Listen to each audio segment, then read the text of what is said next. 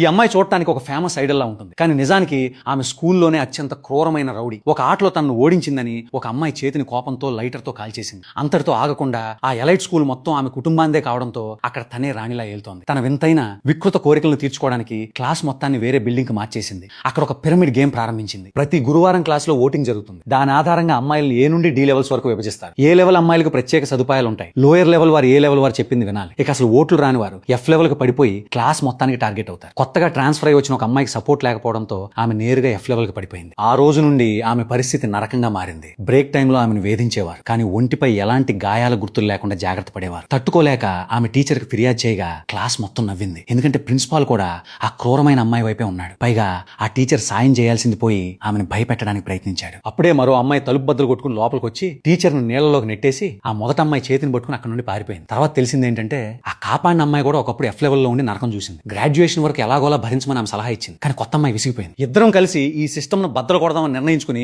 మరుసటి రోజు ఓటింగ్ లో ఒకరికొకరు ఓటు వేసుకున్నారు. కానీ రిజల్ట్ వచ్చాక అందరూ షాక్ అయ్యారు. ఎందుకంటే ఆ అమ్మాయికి అకస్మాత్తుగా 5 ఓట్లు వచ్చాయి. ఈ అమ్మాయి